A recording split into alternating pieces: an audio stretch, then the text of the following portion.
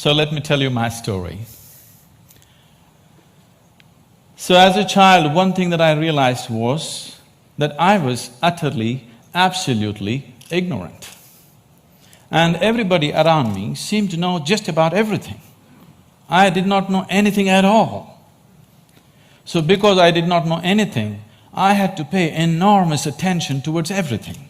My sense of attention became like this: if I see a leaf, I could just sit there looking at this leaf, just staring at it for hours.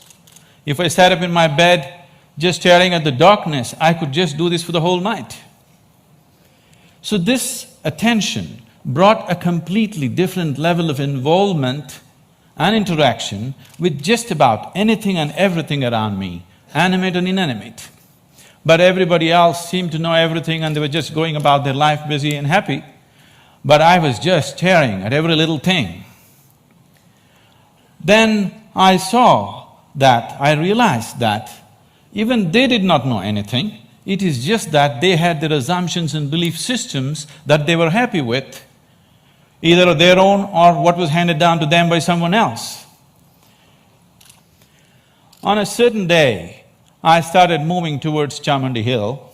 You must see this place. And there is a tradition in Mysore. If you have something to do, you go to Chamandi Hill.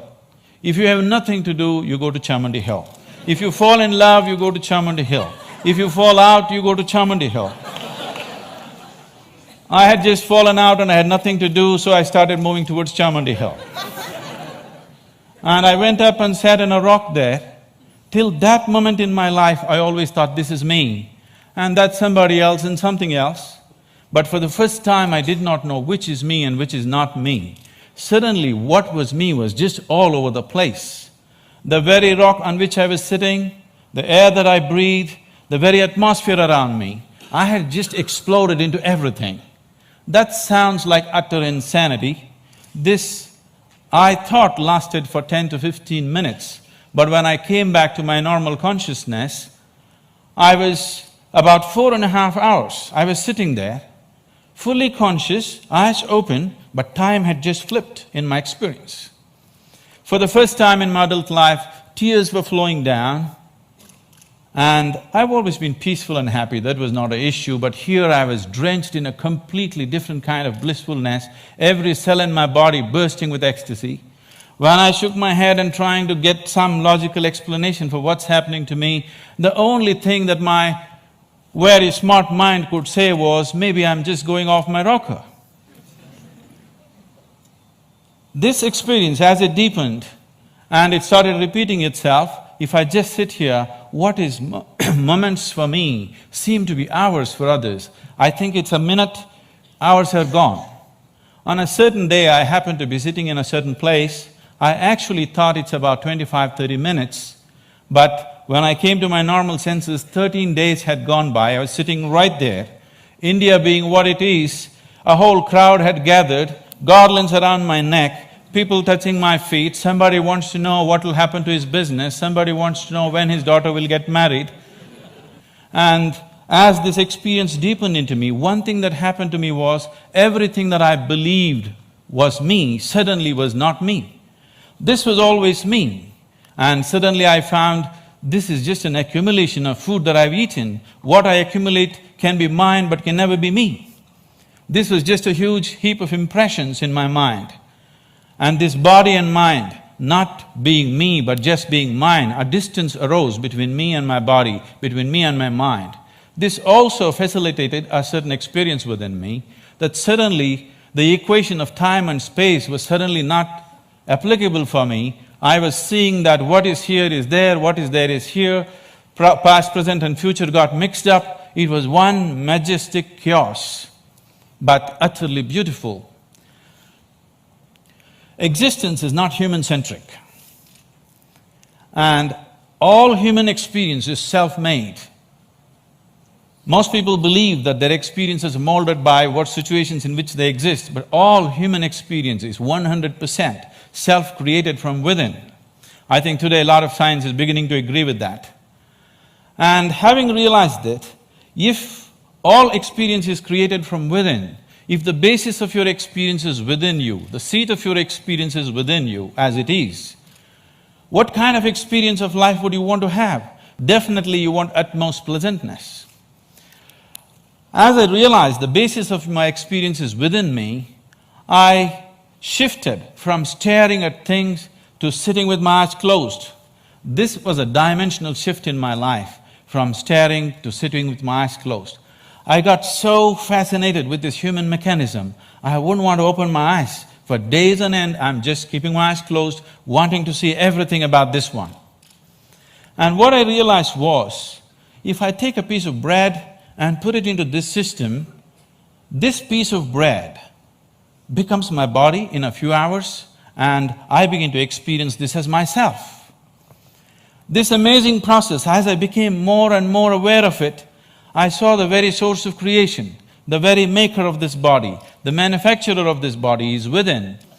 On a certain day, I just, in a field hockey game, I fractured my left ankle, and I went and sat down in a place. I was in excruciating pain, and by then I had also become a chronic asthmatic, and I had a very severe bout of asthma.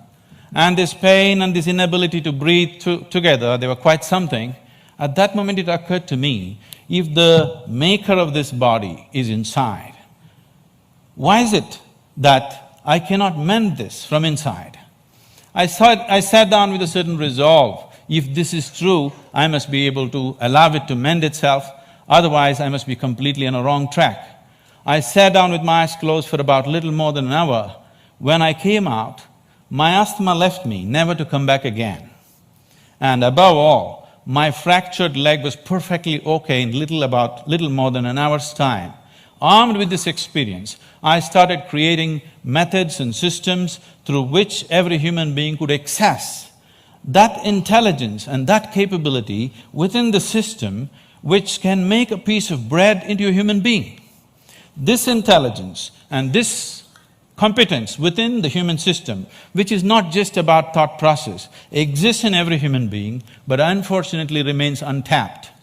And I went about creating systems that people could make use of today, these technologies for inner well-being, these methods to engineer your interiority the way you want it. Millions of people are making use of it, enjoying the benefits of that, but the essential part of this is that there is such a high level of intelligence and competence on every millimeter of the body, every point of the body, not just in the thought process. This is completely untapped by human societies.